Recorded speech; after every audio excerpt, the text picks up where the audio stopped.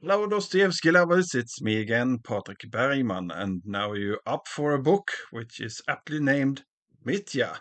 It's all about this guy and his wild goose hunt for love and redemption and whatnot.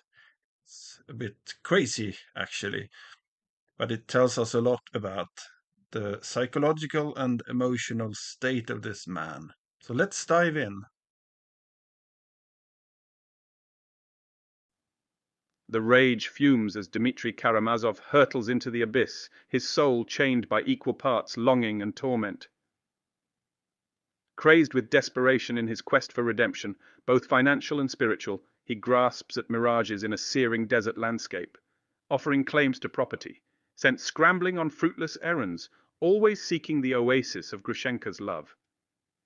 When violence spills forth, a glimpse of his underlying spirit emerges, crying out to God even amidst the madness. Dostoevsky deftly toys with our perception, laying the groundwork for startling revelations that will shake the pillars of truth. For now we watch with pounding hearts as passion's fiery crucible awaits this lost, anguished soul, teetering on a precipice of annihilation or salvation. Over 2 days, Dmitri is tormented by the fear of Fyodor proposing to Grushenka. Their complex love triangle becomes emblematic of the novel's exploration into the depths of human passion and psyche. Dmitri is desperate to secure the fatal money that will allow him to elope with Grushenka. Central to this desperation is his urgent need to return the 3,000 rubles he took from Katerina Ivanovna, emphasizing his wish not to begin his new life with Grushenka bearing the title of a scoundrel.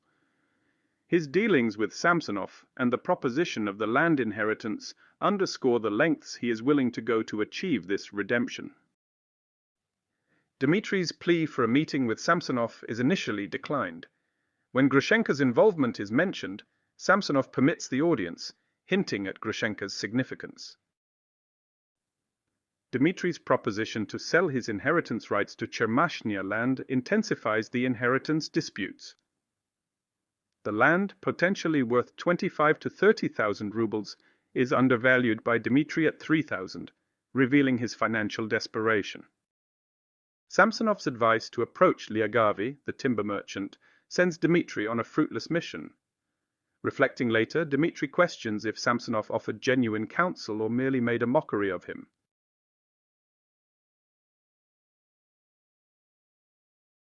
At the heart of the story, Dostoevsky delves into a poignant exploration of unanswered love, using Grushenka as the focal point of Fyodor and Dmitri's desires.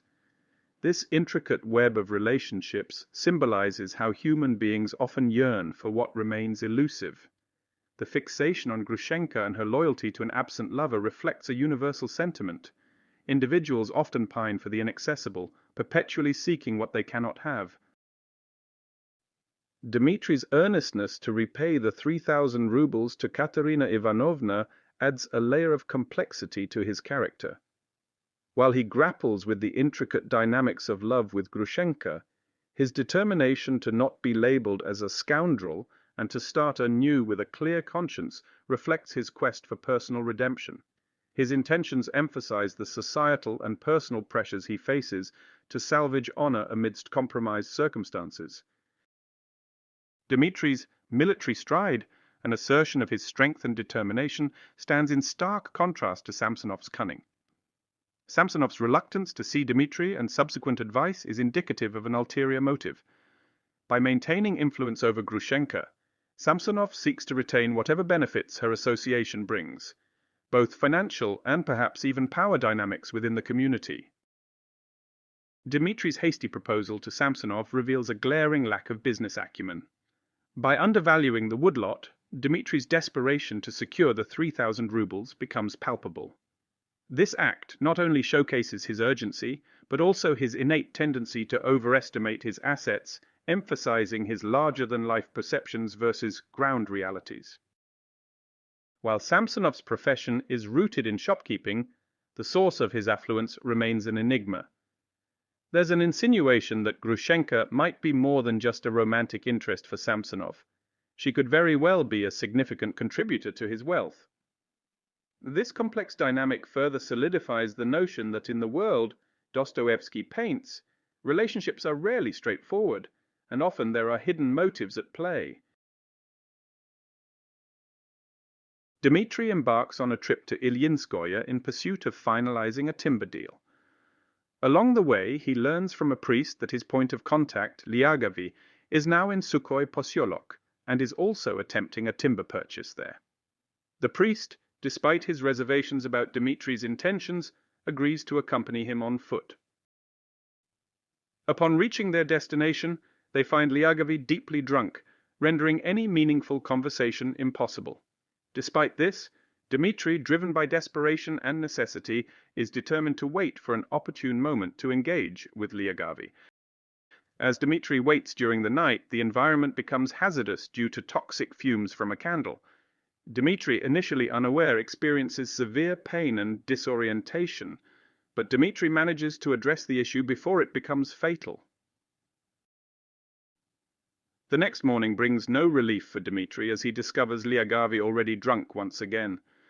The trader even goes as far as to feign ignorance about the timber deal, further exacerbating Dmitri's frustrations. When Dmitri presents his case, Lyagavy denies any connection to Fyodor Pavlovich, all the while displaying clear signs of deceit by stroking his beard, a habit Dmitri fails to recognize.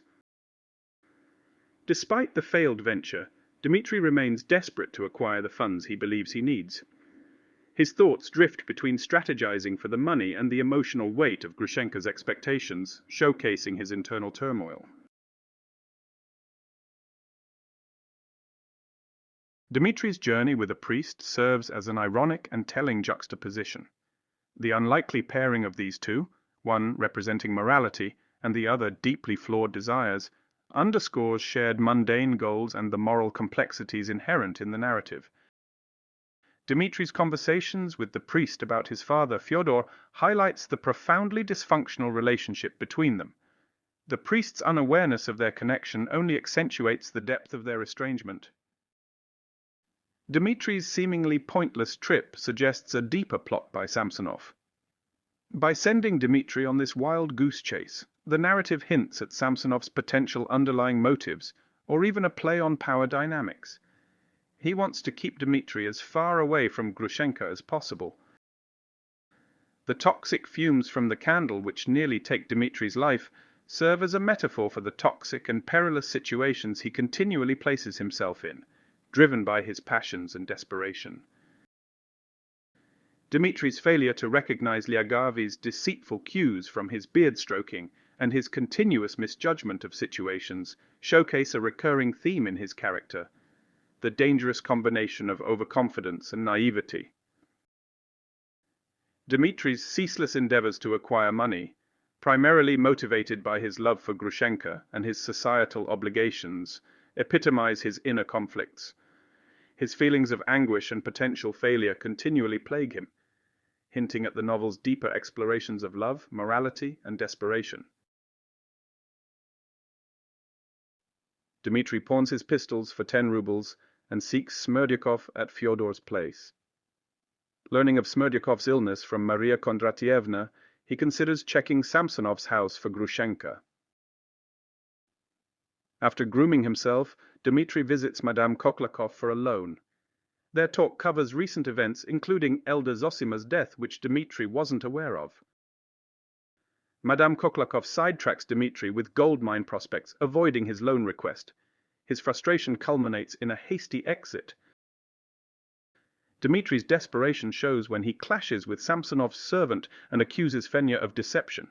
He impulsively steals a brass pestle. Considering suicide, Dmitri's despair deepens. His dramatic chest-beating hints at a concealed money pouch. In a testament to his escalating desperation for funds, Dmitri chooses to pawn his pistols without any intention to part with them permanently. His relationship with Smerdyakov, despite mutual disdain, becomes pragmatic. Dmitri values Smerdyakov's role in tracking Grushenka's potential visits to Fyodor, underlining the lengths he'll go to ensure he remains informed. Dmitri, keenly aware of Madame Koklakov's superficial predilections, meticulously grooms himself to suit her preference for men who are neat, attractive, and well-tailored. His readiness to appeal to her, even with her evident dislike for him, underscores his desperation and intent to leverage her antipathy for personal gain. Madame Koklakov, with her characteristic elitism, often employs her maid to vet visitors. While she's known for her high-handed behavior, her interference in Katerina's matters stems from her belief in her superior judgment. She dangles the prospect of gold mines to divert Dmitri away from Katerina, possibly arranging a more suitable match for Katerina in line with her own wishes, that Ivan takes his place. Entering with the hope that Madame Koklakov might extend significant financial aid, Dmitri finds himself entangled in her misguided attempt to entice him with gold mining prospects. Her flattery, such as complimenting his walk, is a transparent ploy to appeal to his vanity. Her continuous chatter about the mines, while neglecting Dmitri's urgent needs, magnifies her obliviousness, setting Dmitri on a course for deep disappointment. Dmitri's intensifying fixation on Grushenka, fueled further by her assurances regarding her stay at Samsonov's, drives him down a disturbing path of moral decay. This erosion of his moral compass is evident in his growing apathy and mistreatment of even those not directly linked to his turmoil. His act of beating his chest serves as a poignant emblem, representing both his fervent passion and the hidden pouch of money, drawing a parallel between his emotional turmoil and financial strife. Dmitri approaches his father's house with the firm belief that Grushenka might be there. As he sneaks into Fyodor's garden, he is highly observant, taking note of details like Fyodor's new striped silk dressing gown and a fine Dutch shirt with gold studs. Fyodor's actions, such as standing near the window and jerking his head, further fuel Dmitri's assumptions. These meticulous observations reveal Dmitri's heightened focus and his underlying assumptions about Grushenka's presence. Hiding in the shadows, Dmitri's gaze is fixated on Fyodor, and he feels an overwhelming loathing for the sight of his father's profile. This intense emotion pushes him to the brink, leading him to impulsively pull out the brass pestle, showcasing his potential for violence. Grigory, roused from sleep and troubled by back pain, suddenly remembers his mistake of leaving the garden gate unlocked. Venturing out, he notes Fyodor's unusually open window.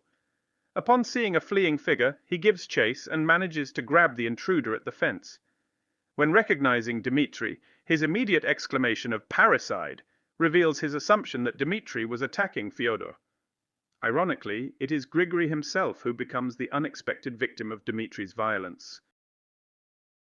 Reacting to Grigory's injury, Dmitri instinctively tries to help by using a white handkerchief, but amidst the chaos, he pauses to question why he's even helping Grigory. This moment of self-reflection underscores his inner turmoil and the conflict between his impulsiveness and a lingering sense of morality. Dmitri's sense of urgency grows more pronounced after the altercation with Grigory. Upon reaching Widow Morozov's and discovering from the head porter that Grushenka had already departed for Mokroe around 2 hours ago, his desperation escalates dramatically. This information intensifies his need to find Grushenka, emphasizing his ongoing obsession and deepening desperation. Dmitri's jealous rage drives him to spy on his father, Fyodor, who is ironically displaying his wealth and taste in an attempt to impress Grushenka. It is worth noting that Fyodor's usual disinterest in presentation makes this more pronounced. Dmitri's choice to carry and later wield the brass pestle is not merely a spontaneous act, but rather a symbol of his inner rage and violent tendencies, even before laying eyes on Fyodor. The pestle stands as a testament to his premeditated intentions, suggesting that his desire to harm Fyodor has been brewing for some time. While Dmitri initially intends harm for Fyodor, it is Grigory who falls victim to his violent outbreak. The act can be interpreted as a form of parricide, given Grigory's role in raising Dmitri, reflecting the complexities of familial relationships among the Karamazovs. Grigory's loyalty and concern for Dmitri stand out against the general backdrop of disloyalty among the Karamazovs.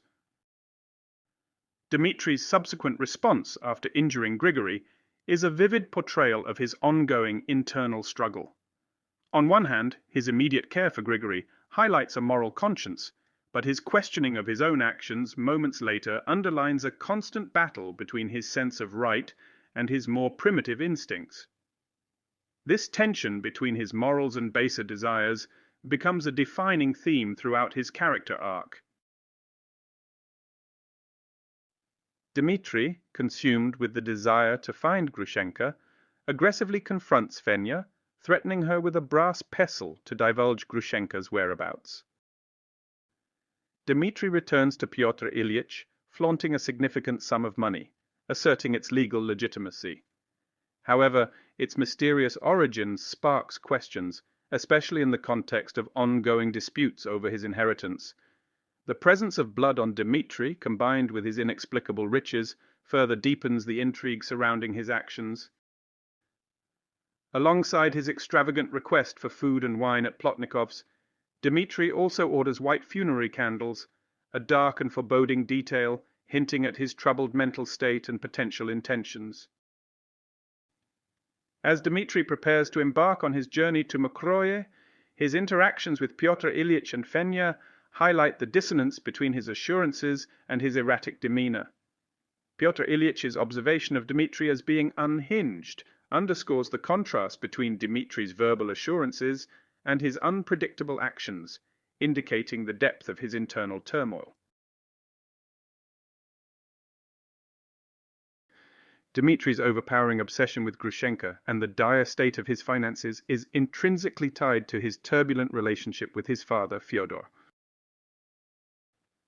The roots of his tortured psyche can be traced back to the long-standing father-son conflict. Dmitri's contemplation of suicide becomes an extension of this inner turmoil, reflecting the profound impact of familial dysfunctions on individual psyche. The steady and rational demeanor of Pyotr Ilyich stands in stark contrast not just to Dmitri, but the tumultuous dynamics of the entire Karamazov family. His composed nature serves as a grounding force amidst the tempest of passions and conflicts that define the Karamazovs. While Dmitri's inclination to lie about the source of the blood is evident, it's essential to recognize his internal struggle. Torn between the desire to confess and the dread of repercussions, Dmitri exemplifies a character battling his dual nature, showcasing the complexity of human morality. Dmitri's abrupt mood change, transitioning from anger to a carefree attitude, symbolizes his resignation and acceptance of a perceived endgame. His extravagant spending in this state of mind underscores a man who seems to have surrendered all hope, offering a poignant reflection on the theme of finality and despair. The unwavering loyalty exhibited by characters like Fenya when juxtaposed against the narrative underscores the theme of wrong assumptions. These misinterpretations, fueled by such steadfast loyalties and preconceived notions, set the stage for a forthcoming miscarriage of justice, emphasizing the fallibility of human judgment. During the rapid journey on the Troika, a traditional Russian three-horse carriage, Dmitri battles with suicidal thoughts. As he nears Mokroe and his focus intensifies on Grushenka, these ominous contemplations dissipate. Dmitri's urgency in reaching the wretched little town of Mokroe, a place representing previous pleasures with Grushenka, is palpable. He sees it as a haven away from the overbearing influence of his father, Fyodor.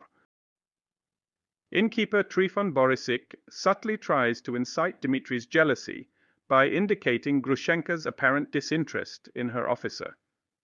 Aware of Dmitri's attachment, Borisik senses an opportunity and leverages it, leading to Dmitri's wild spending on entertainment. Before making his presence known, Dmitri takes a moment to discreetly observe the inn's occupants from a concealed spot. This secretive vantage point allows him to gauge the situation, particularly noting Grushenka's whereabouts and company. The inn is alight with varied characters. Notably, two Poles, with their contrasting physiques, one exceedingly tall and the other petite, stand out, offering comic relief amidst the palpable tension. The Troika ride reflects Dmitri's inner turmoil and his reckless and passionate nature. It also symbolizes Russia's progress and Dmitri's role in it, suggesting that he represents a potential peril or a catalyst for change. The Troika ride foreshadows Dmitri's downfall and redemption. Mokroy is a place of freedom and joy for Dmitri, where he can express his true feelings and enjoy Grushenka's company. It also represents his hedonistic tendencies and his escape from his father's oppressive legacy. This duality is shown in his eagerness to reach the town and the fluctuation of his emotions during the journey. Trifon Borisik is a greedy and cunning innkeeper who tries to manipulate Dmitri for his own benefit.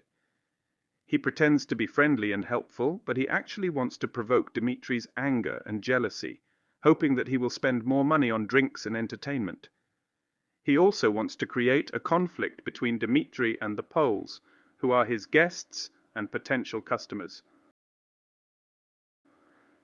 Dmitri's choice to secretly observe the scene at the inn before revealing himself creates tension, intrigue, and irony.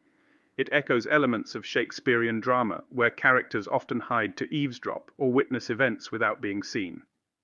This theatrical maneuver often leads to profound revelations or misconceptions, as is the case in plays like Hamlet.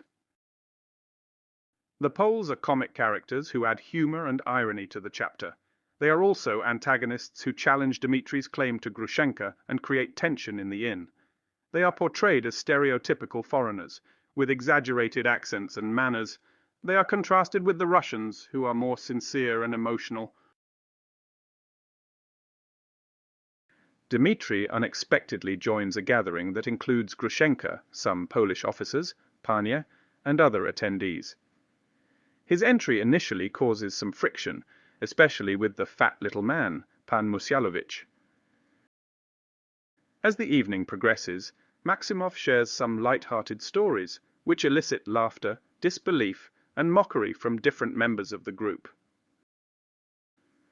A gambling session ensues, and Dmitri's aggressive betting strategy leads him to lose a considerable amount of money.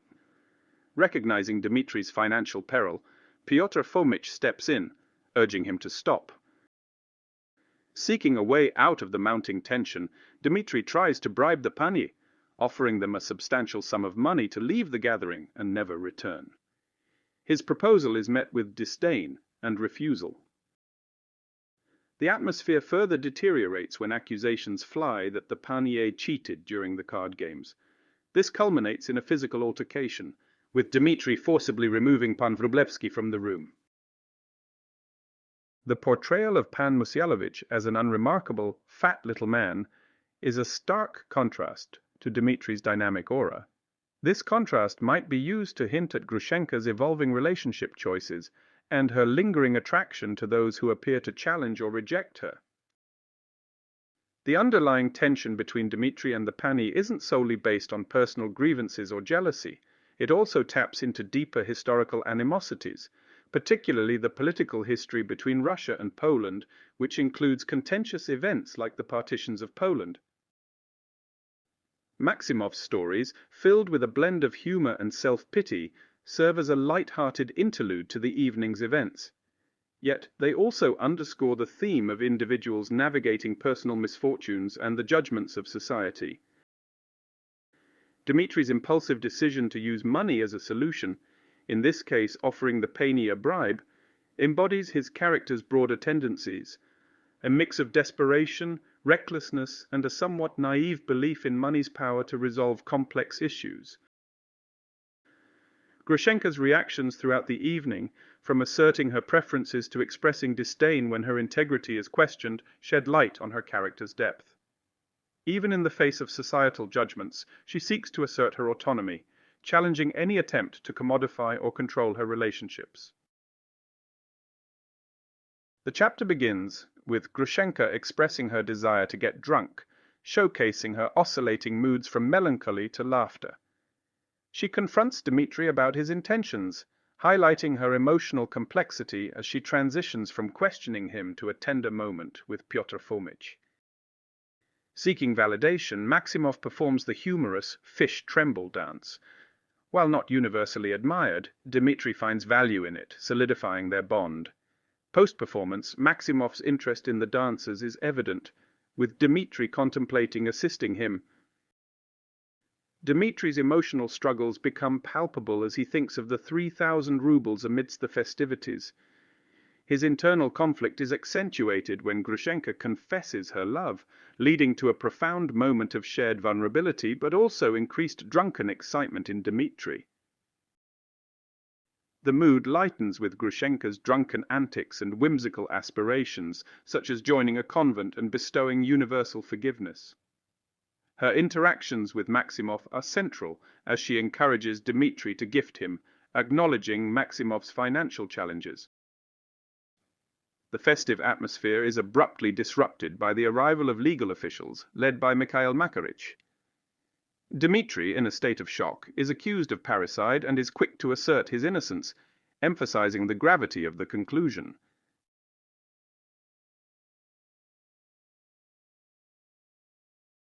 Grushenka's shifting affections towards Dmitri underscore her evolving character. Her realization that she might prefer Dmitri, based on her diminishing interest in Pan Musyalovich, showcases her dynamic nature. Her interactions with Dmitri further indicate she's discovering that she's transformed into a different person. Maximov's joyful dance not only mirrors Dmitri's aspiration for happiness amidst despair, but also represents his changing sentiments. His detachment from reality is evident in his fixation on the money, especially with Katerina Ivanovna's involvement, and his failure to perceive the looming murder charges. This emphasis on his financial distress paints a picture of a man grappling with overwhelming challenges.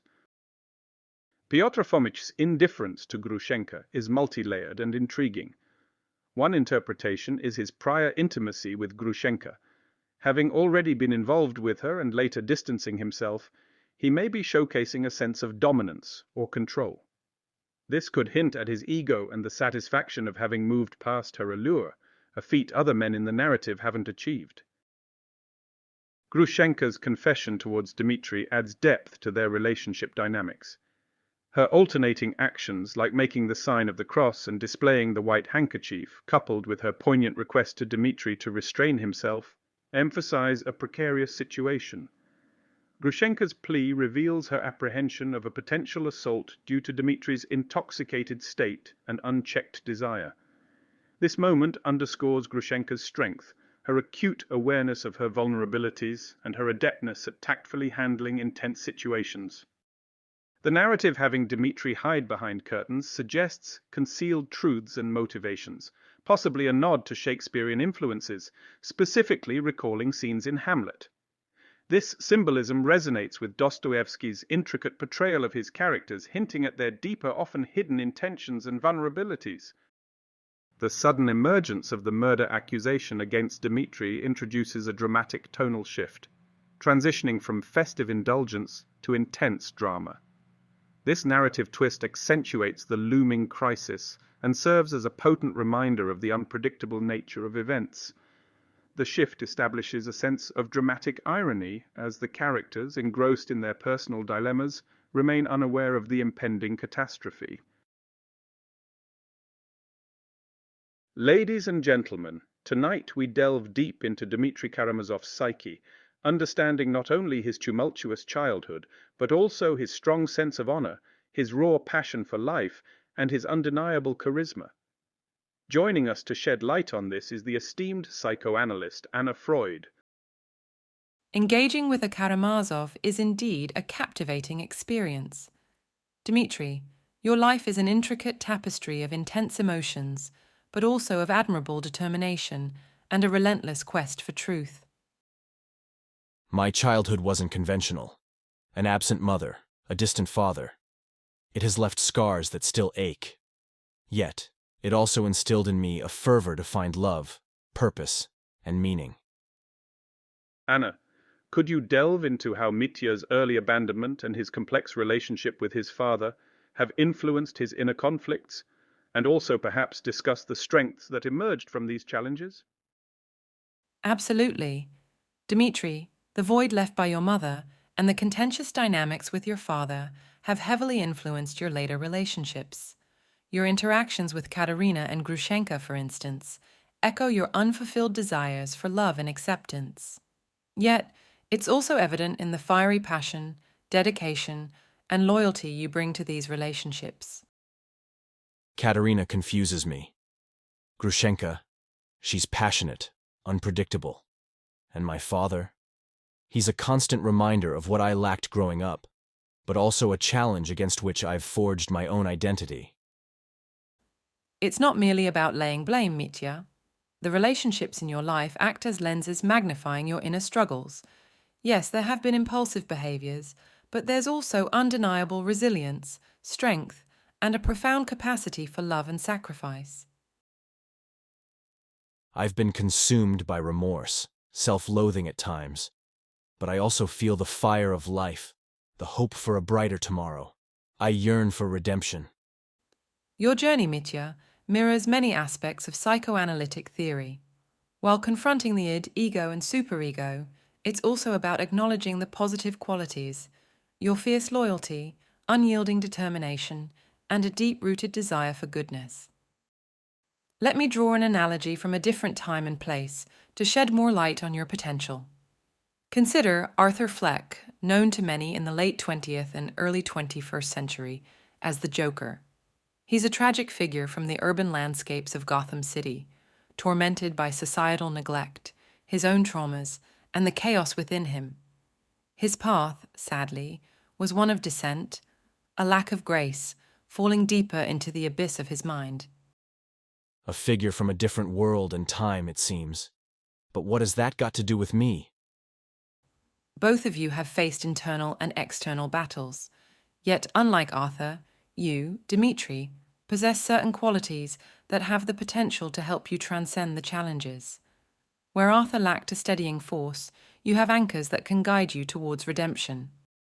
So, there's hope for me? A chance to rise above the turmoil? Absolutely. Every individual's journey is unique, and while some might succumb, others, with self-awareness and determination, can find a path to inner harmony. Arthur's tale is a cautionary one, but yours, Dmitri, can be one of hope and transformation. As we wrap up, Mitya, how do you foresee your journey, especially given these revelations? I've been running from my past for too long. It's time to confront my demons, to find healing. But I also see a path where I channel my passions and strengths towards a purposeful life. The inward journey is challenging, but you're armed with insight and a resilient spirit. Embrace the path, Dmitri. You have the power to redefine your destiny and inspire many along the way.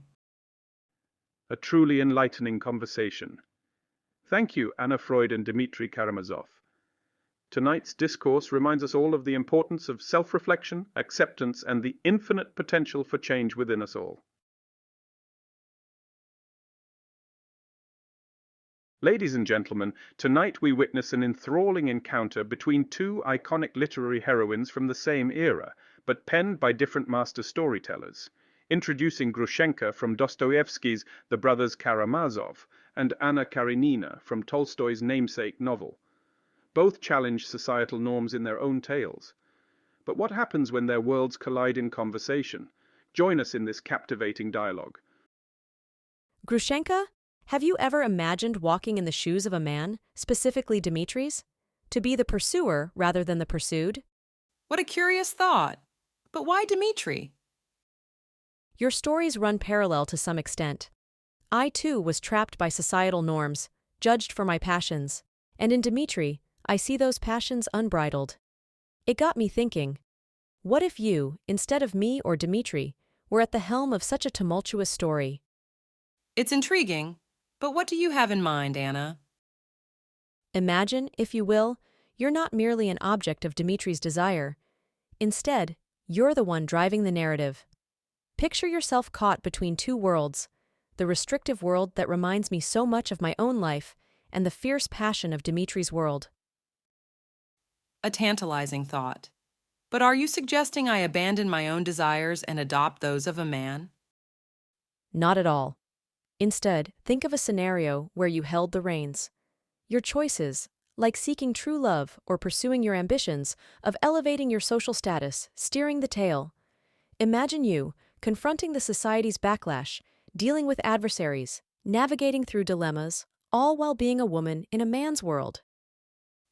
Ah, a world where I'm not just a pawn but a player.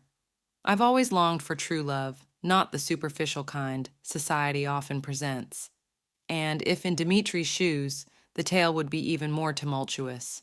A woman with genuine desires, ambitions, and unyielding passions is always seen as a threat. Precisely. This tale would illuminate the silent battles many women fight, the struggle not just for love, but for recognition, respect, and the right to follow one's heart. It's a tale that's both thrilling and poignant, a reflection of our lives, of all women's lives, but with an added twist. Indeed. And maybe, through such tales, we sow seeds of hope and understanding. Maybe the future will be kinder to those who dare to dream differently. Thank you for joining us tonight. Through the voices of two iconic characters, we've delved into the nuances of societal norms and the strength of personal desires. As we part, let's reflect on the stories we tell and the lives we choose to lead. Until our next literary adventure, stay curious and inspired. Good night. In a dimly lit room, Fyodor Karamazov sat enveloped in contemplation. Tonight, the weight of his life's choices pressed heavily upon him. The substantial wealth he'd amassed, a testament to his cunning, also marked the moral decay of his society. However, this fortune was overshadowed by the wounds he'd inflicted upon his sons. Their scars were reminders of a father's neglect, emblematic of a societal willingness to look the other way. Fyodor's faith, though pronounced in churches, was a shallow veneer, masking his deeper, lustful desires. And yet buried within, occasional flashes of genuine humanity surfaced. He stood as a stark reflection of society's failings, prompting others to confront their own moral ambiguities. But on this night, a looming sense of mortality made him acutely aware of his profound loneliness. He saw a lifetime of missed chances to truly connect, to seek redemption. His imminent end would force his sons into reckonings of their own. As night deepened, Fyodor Karamazov confronted his own humanity, not just as society's mirror, but as a man flawed and seeking understanding in his final hours. The panie, two Polish officers who make a notable appearance with Grushenka at Plastunov's inn, add layers of deception and tension to the narrative. Pan Musyalovich is described as short and plumpish, having a past as a retired veterinarian from Siberia. His fleeting engagement to Grushenka, which he breaks after a card game scandal, adds to the inn's drama. Pan Wróblewski, distinctively tall, is not only a freelance dentist but also the key instigator in the card game cheating incident. Their involvement in the marked deck scandal, eventually exposed by Trifon Borisovich, mirrors the novel's themes of deceit, hypocrisy, and betrayal, especially in the realm of love. While they might be secondary characters, their actions at the inn poignantly spotlight societal imperfections and the intricacies of human nature. In the heart of Mokroy, Trifon Borisovich, known as Borisik, ran Plastunov's inn with a mix of ambition and opportunism. His demeanor contrasted sharply depending on his guest, obsequious to the affluent and curt with the peasants, many of whom were indebted to him. Despite his business acumen, Borisik's personal life was marked by the bustling presence of his 4 daughters, each contributing to the inn's operations. His manipulative tendencies came to the fore when he deftly swindled Dmitry Fyodorovich, a move that would later entangle him in Dmitry's trial. Yet Borisik's unchecked greed became his Achilles' heel. Driven mad by rumors of hidden money within his inn, he obsessively upended the establishment in search. Through Borisik, Dostoevsky illuminated the dangerous intersections of ambition, greed, and societal ethics. Emerging from the delirious throes of Book 8, the elusive truth taunts us like a phantom.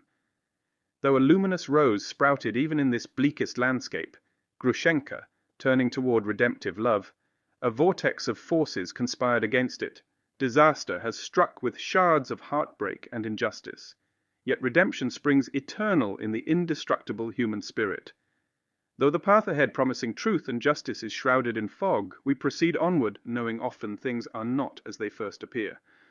Propelled beyond reflexive judgment, we ache for Dmitri's plight, yet stand in awe of the blazing potential within even the most tortured soul. The final resolution awaits, but glimmers of light in dark waters sustain hope that good may still triumph. Now let's see what a group of existentialists might have said about Book 8. Dmitri as a character defies societal conventions with his unrestrained passions and intense emotions. His actions, especially in his pursuit of Grushenka and clashes with societal norms, can be seen as manifestations of the master morality, a set of values originating from the powerful and self-affirming individuals. In contrast, the society around him, particularly the expectations of decorum, responsibility, and familial obligations, can be seen as representing slave morality, values born from the less powerful and reactive segment of society. This tension is central to many of the conflicts in Book 8. Dmitri's continuous challenges, whether it's his love life, monetary struggles, or conflicts with his family, are reminiscent of Sisyphus's eternal and repetitive task. However, similar to Sisyphus, Dmitri often finds meaning in his struggle. His repeated endeavors, even in the face of apparent hopelessness, exemplify the human spirit's ability to create meaning in an inherently meaningless universe. In the swirling events of the narrative, Dmitri's internal struggles reveal an existential isolation. He frequently feels misunderstood and out of place, not just due to his circumstances, but also because of the inherent aloneness of human existence. Even amidst familial ties and societal bonds, Dmitri's individual experience of the world underscores the solitude inherent in the human condition. The complex relationships and interconnected stories in Mokroy provide a rich tapestry that forms the backdrop of Dmitri's experiences. This worldhood, or the entirety of one's surrounding environment and its relations, plays a pivotal role. Dmitri's interactions, decisions, and even misunderstandings are all intricately tied to the world he inhabits, illustrating Heidegger's idea of being thrown into a world filled with relations and meanings. The societal norms and expectations play a critical role in shaping the decisions and experiences of characters like Grushenka. While she exercises her agency in certain situations, there's an undeniable societal framework that both constrains and defines her freedom. The dynamic interplay between the societal situation and individual freedom is evident in how she navigates her relationships, especially with Dmitri. Dmitri's journey in Book 8 is marked by extremes moments of unshakable faith contrasted against depths of despair. His passionate pursuit of love, justice, and truth resonates with Kierkegaard's concept of the knight of faith, someone who, despite the apparent absurdity of the world, takes a leap into the transcendent. However, his moments of resignation, where he seems to accept his tragic fate, echo the knight of resignation, one who acknowledges life's inherent suffering without expecting redemption. Let's examine Book 8 of the Brothers Karamazov through John Vervaeke's Awakening from the Meaning Crisis. Dmitri's intense efforts to win Grushenka and settle with Katerina and his dealings with Samsonov and Madame Holikov symbolize his emotional and moral struggle. The land sale represents his extreme measures, reflecting the sacredness of his goals, driven by his perception, not actual importance. Dmitri's fervor for Grushenka is his religio, a personal mission with quasi-religious importance. It symbolizes his pursuit of connection and meaning, even when destructive. Dmitri's actions, driven by strong emotions, represent the pitfalls of relevance realization. His behaviors show the dangers of letting emotions override rationality. Dmitri's decisions, centered on Grushenka, highlight the process of prioritizing desires, sometimes at the expense of rational thinking, leading to severe consequences like his arrest. Dmitri's choices, such as chasing Grushenka or his hasty financial decisions, seem irrational, representing the human tendency towards absurd behavior. Dmitri's arrest may signify a moment of realization, the beginning of self-reflection and transformation. His moral dilemmas could also highlight the influence of religion. Generally, this illustrates how crises can trigger self-awareness and change. Congratulations for getting through book 8 about Mitya, the madman. The next book is about a preliminary investigation, so it's a completely other tone in the book. See you there!